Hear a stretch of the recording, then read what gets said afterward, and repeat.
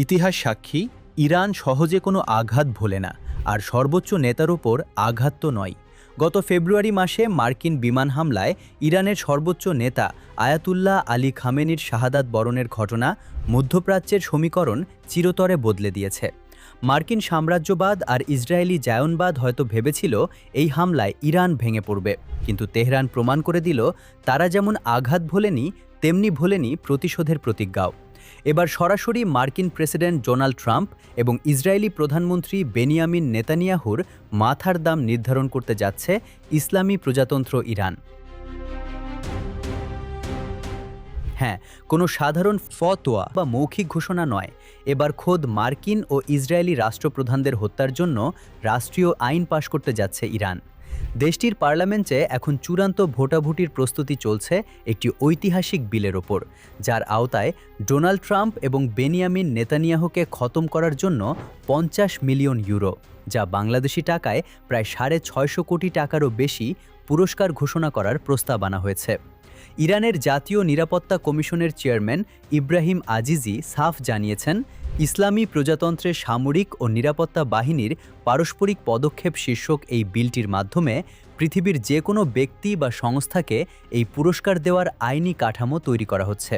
অর্থাৎ ট্রাম্প আর নেতানিয়াহুকে স্তব্ধ করতে ইরান এখন আন্তর্জাতিকভাবে যে কোনো পন্থায় যেতে প্রস্তুত।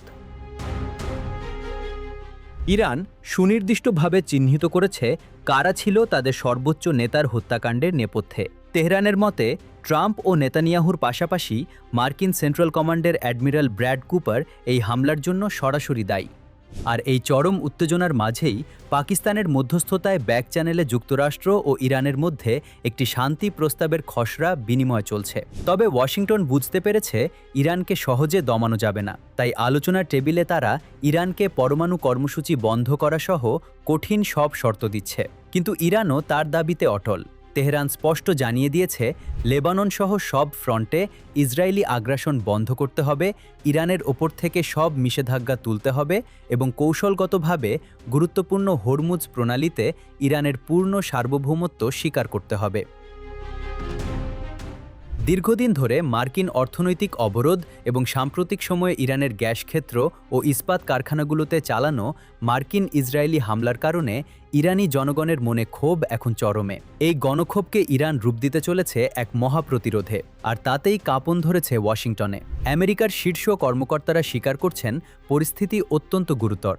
অবস্থা বেগতিক দেখে ডোনাল্ড ট্রাম্প তার ট্রুথ সোশ্যাল প্ল্যাটফর্মে ইরানকে অস্তিত্ব মিটিয়ে দেওয়ার মরিয়া হুমকি দিয়েছেন। কিন্তু ইতিহাস বলে, মার্কিনীদের এমন ফাঁকা হুমকিতে ইরান কখনো মাথা নত করেনি, আর করবেও না। ইরানের এই অনমনীয় অবস্থান আর প্রতিশোধের আগুনে সবচেয়ে বেশি আতঙ্কিত এখন তেল আবিব। পরিস্থিতি কতটা ভয়াবহ তা বোঝা যায় ইসরায়েলি প্রধানমন্ত্রী বেনিয়ামিন নেতানিয়াহুর আচরণে।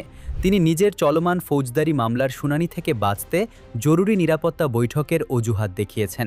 ট্রাম্পের সাথে গোপন ফোনালাপের পর নেতানিয়াহুর এই পিছুটান প্রমাণ করে ইসরায়েল যে কোনো মুহূর্তে ইরানের পক্ষ থেকে এক বিধ্বংসী আগাম হামলার আশঙ্কায় দিন গুনছে। গোয়েন্দা সূত্রগুলো বলছে, যুক্তরাষ্ট্র ও ইসরায়েল এখন সর্বোচ্চ সতর্ক অবস্থানে রয়েছে। ইরান তার সর্বোচ্চ নেতার রক্তের হিসাব কিভাবে নেবে তা হয়তো শুধু সময়ের ব্যাপার। তবে একটি বিষয় নিশ্চিত, ট্রাম্প ও নেতানিয়াহুর জন্য পৃথিবীর কোনো প্রান্তই আর নিরাপদ নয়।